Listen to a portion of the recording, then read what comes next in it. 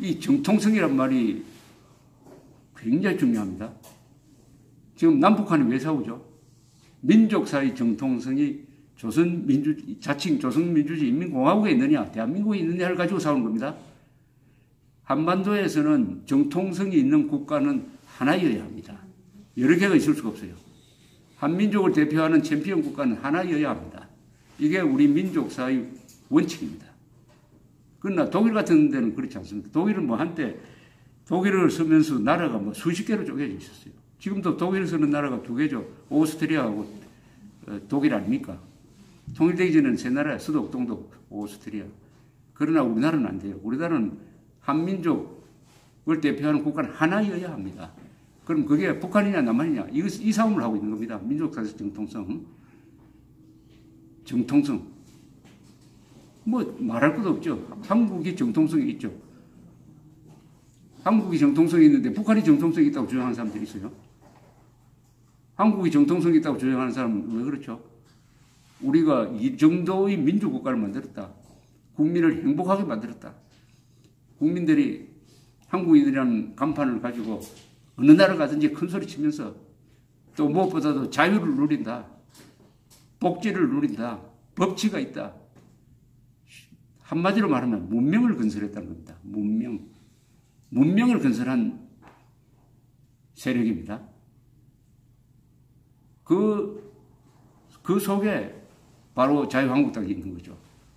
대한민국의 정통성을 지켜가는 정당이어야 합니다. 자유한국당은 대한민국의 정통성을 지켜가야 합니다. 영역을 다 받아들이고, 그런데 북한은 왜 안 되느냐? 북한은 왜 우리가 정통성이 없다고 그러죠? 헌법 제3조에 따라서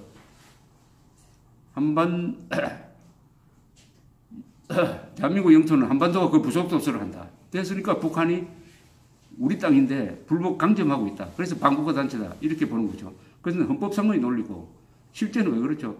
왜 북한이 정통성이 없다고 합니까? 그 이유를 알아야 됩니다. 북한을 왜 우리가 국가로 불러주지 않죠?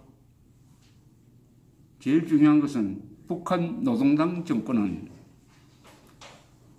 공정한 선거를 통해서 수립된 정권이 아니기 때문입니다. 모든 국가와 정통성은 선거를 통해서 등장해야 됩니다. 지 맘대로 와가지고 어느 지역 점령하고 내가 정부다, 국가다 하면 인정 안 해줍니다. 북한에서 공정한 선거 있었던 적이 있습니까? 있었죠. 그러나 그건 반대표 던지는 게 불가능한 겁니다. 하얀 투표함, 까만 투표함, 반대하는 사람은 까만 투표예요. 안 되잖아요. 정통성 없는 정권입니다. 정통성 없는 정권. 왜냐? 국민들이 정권 수립에 참여하지 않고 스탈린이 써주는 대로 헌법도 스탈린이 써줬고 조선민주주의 인민공화국이라는 국호도 그쪽에서 붙여준 겁니다. 그런데 우리는 1980년 5월 선거를 통해서 국회를 구성하고 국회가 헌법 만들고 그 헌법이 정부를 구성했으니까 정통성이 있고 여기에다가 국제적 공인까지 받은 거예요. 1948년 12월 12일 파리에서 있었던 유엔 총회에서 한국은 공정한 선거를 통해서 수립되었으므로 한반도 전체에서 유일한 합법 정부다. 이걸 토탈 부정하고 있는 사람이 문재인 정권입니다. 문재인 정권은 1948년에 건국된 대한민국은 친일 부역배가 만들었다. 친일 부역배가 만든 게 아니라 국민들이 만든 거 아닙니까? 국민들이 투표로 만든 걸 가지고 친일 부역배가 만들었다. 친일 부역배가 만들었다면 북한 노동당 정권이지. 북한에서는 친일파를 숙청한 적이 없습니다. 그렇게 하면서 생일을 지어버렸어요.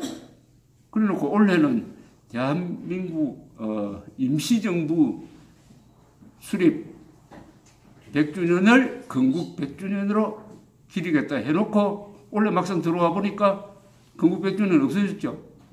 이것도 미스테리예요. 설명을 안 해요. 이거 자유한국당이 계속 물어야 됩니다. 그러니까 자유한국당이 물어야 될 게 왜 대한민국 생일을 왜 지웠느냐? 대한민국 생일이 어디 갔느냐? 생일 정하라. 아니 생일 없는 나라 있습니까? 이런 근사한 나라를 만들어 놓고 생일을 없앴잖아요. 48년 8월 15일 생일이 아니라고 했으면 다른 생일이라도 내놔야 될 거 아닙니까? 아니 이런 나라가 세상에 생일 없는 나라 한번 찾아보세요. 있는지. 근데 일설에는 북한이 건국 100주년이라는 말을 싫어했다는 겁니다. 자기들이 작년에 건국 70주년 행사를 했으니까 대한민국이 건국 100주년 하면은 어떻게 되느냐고. 저는 그게 굉장히 유력한 설이라고 봅니다. 어쨌든 대통령으로 할 수 있는 가장 나쁜 짓은 그 국가의 정통성을 부정하는 것이고 생일을 부정하는 겁니다. 그는 어느 집안의 종손이 제삿날도 모르고 생일도 모르는 거하고 마찬가지 아닙니까? 이걸 자유한국당 여러분들이 계속 와글와글 해가지고 여론을 환기시켜야 됩니다. 여론을. 그렇게 하면은 이게 바로 정권을 다시 찾는 길이기도 합니다. 생일 없앤 대통령. 앞에 별명을 하나 붙이세요. 생일 없앤 대통령. 이 모르죠. 그 우리나라 말에 아주 뭐 있잖아요. 뭐도 모르는 뭐 있잖아요. 이 불효, 불충이거든. 불효하고 불충. 이야기는 여기서 끝내고, 그 다음에 질문 받으면서 계속 이야기를 하겠습니다. 감사합니다. 일단 여기서.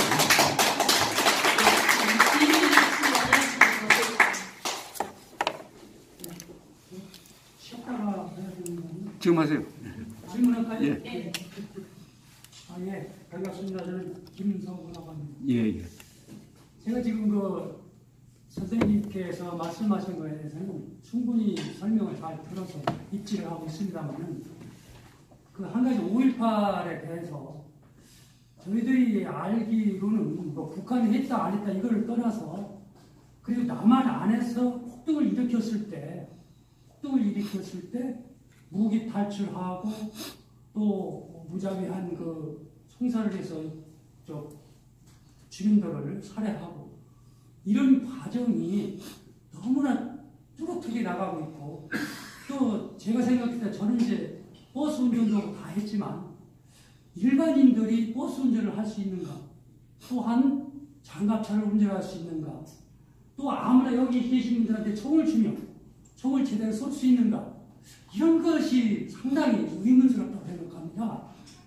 이런 거에 대해서 진실을 규명한다면 무언가 조금이라도 꼬투리가 나오지 않겠는가. 그렇다면은 그 폭동을 일으켰던 사람들, 그 주동자들 중에서는 어떻게 됐든 간에 교육을 받았던가 거기에 따른 역할을 했기 때문에 그 정도로 하지 않았나 이렇게 보고 있는데 거기에 대해서는 어떻게 생각하시는지 설명해 주시기 바랍니다.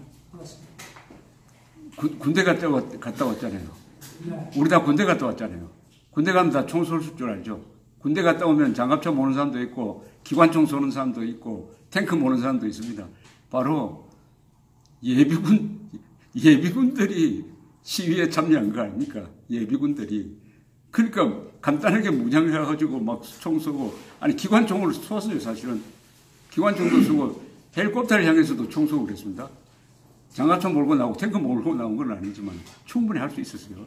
할 수 있었는데 왜 그러면 그런 행동으로 나갔느냐 하면은 이것도 자료로 설명하는 게 좋은데 제일 처음 이게 군경이 죽은 게 27명이 죽었어요. 27명이 죽었어요.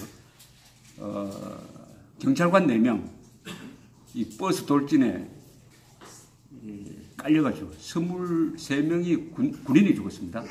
군인 23명 죽은 것 중에서 11명인지 10명인지 좀 애매한데 그거는 5인 사격을 군인들끼리 우리 국군들끼리 쏘았어요.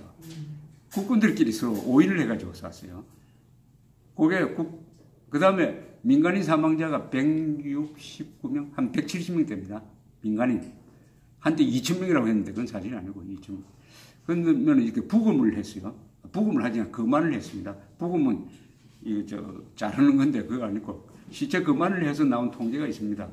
거기 보면은 카빈 총으로 맞은 사람, M16으로 맞은 사람이 분류가 돼 있어요. 카빈 총으로 맞은 사람이 한 수십 명 돼요. 요거는 시민들끼리 싸운 게 아니라 서로 5인 사격을 해서 아까 군인들끼리 5인 사격한다고 그랬잖아요. 이 전쟁을 하면 5인 사격으로 죽는 사람 많습니다. 5인 사격 5포.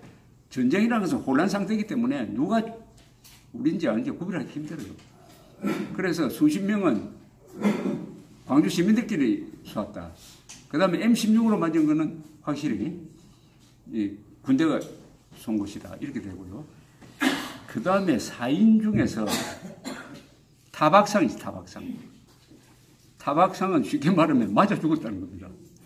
타박상, 자상, 찔러 죽은 거죠. 그 타박상, 자상을 합치면은 한 20명쯤 될 겁니다. 20여 명. 요게 중요해요. 타박상은 맞아 죽은 거, 왜 맞아 죽었느냐.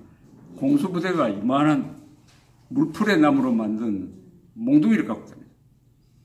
그런데 출동하는 공수부대가 이런 생각을 했어. 공수부대가 출동하는데 누가 돌멩이 던지겠느냐. 이렇게 생각했죠. 그래서 안심하고 이 데모 방지 장비를 안 가져갔어요. 그리고 방패도 없었어요. 그러면 돌멩이가 날라오면 어떻게 합니까? 맞아요. 죽습니다. 이게 시위 취재할 때 학생편에 서 있어야 돼요. 이 정경편에 서 있다가 돌멩이 맞아 죽어요. 굉장히 겁납니다. 돌멩이가 하늘에 새까맣게 날아가지고 그거 맞으면 어떻게 됩니까? 그러니까 공수부대원들이 공포에 빠진 거예요. 제일 처음에. 화도 나고, 야, 군인한테 어떻게 경찰관이 몰라도 돌멩이 던지냐. 화도 나고 겁도 나고 하니까 그냥 돌격을 해가지고, 물론 총알도 없었어요. 돌격을 해가지고 하나 딱 잡으면 그냥 몽둥이로 때립니다. 그걸 보고 있던 광주 시민들이, 이야, 군인이 어떻게 저럴 수가 있느냐. 아니, 20명이 대낮에 대로에서 맞아 죽었다고 생각해 보십시오. 그걸 본 사람들은 어떻게 생각했어요? 동물적인 겁니다. 이 동물적인. 그러면 공수부대는 그럼 돌멩이 맞고 있으란 말이냐. 이렇게 되는 거죠. 공수부대를 거의 투입한 게 잘못됐어요. 요새 같으면 그렇게 안 하지. 데모 진압에 잘 훈련된 사람이 들어가야 되는데 이게 서로 막 이래 된 겁니다. 그래서 학생들이 물론 법률적으로 따지면 계엄령을 폈는데 왜 군인들한테 복종하지 않고 돌멩이 던졌느냐. 그건 법률 위반 아니냐. 맞아요. 그래서 광주 사태 주동자들이 상당수 감옥에 갔지 않습니까? 그건 그 당시의 법적 판단으로 그래 된 거고 나중에 이게 역사적 판단 5.18에 의해서는 진압자가 내란 행위를 한 자가 되고 저항한 사람은 독립운동하는 사람처럼 의로운 사람이 돼가지고 지금 유공자가 되어 있지 않습니까? 그러니까 역사의 판단이 이렇게 바뀌어버린 거죠. 김영삼 정부 때 그 전에도 뭐 민주화 운동이라고 했으니까 그때부터 폭도가 아닌 이제 정의로운 사람이 된 것인데 그렇게 되니까 제일 처음에 그러면 두 번째 발포 명령자가 있느냐 이게 또 재조사를 한다는데 여기 보면은 발포 명령자 없습니다. 아무리 찾아보세요. 조작하지 않으면 안 나와요. 뭐 전두환이가 발포 명령자인 것처럼 자꾸 꾸미는데 없습니다. 발포 명령은 어떻게 났느냐 하면은 5월 21일 정오에 전남 도청을 그야말로 사수하기 위해서 공수부대가 늘어서 가지고 있는데 그 가운데로 차량이 돌진해 가지고 현장에서 공수부대원이 깔려 죽었어요. 그 옆에 있던 장교는 실탄을 갖고 있었어요. 장교가 쏘기 시작한 겁니다. 그러니까 비슷한 시기에 시민들도 주변에 있는 파출소 같은 데 들어가 가지고 총을 탈취해 가지고 총격전이 이루어지게 된 거죠. 그래서 발포 명령자 없이 응급결에 쏜 거예요. 응급결에. 자위적이고 적극적 응급결에 쐈다. 언제부터 쏴라. 그런데 무슨 영화입니까? 화려한 휴가를 보면은 애국가를 부르고 있는 시민들을 향해서 공수부대가 무릎수화 자세로 막 사격하는 게 있습니다. 그거 완전히 거짓말입니다. 그따위 영화를 만들어 놓으니까 아마 거기에 대한 반발도 있을 거예요. 이런 거, 그건 뭐, 나치 군대가 유대인 쏘는 거하고 그런 영화를 만들어 놨어요. 그래 놓고 그 영화 만들 때 앞에다가 이것은 사실에 기초했다. 이렇게 거짓말을 해요.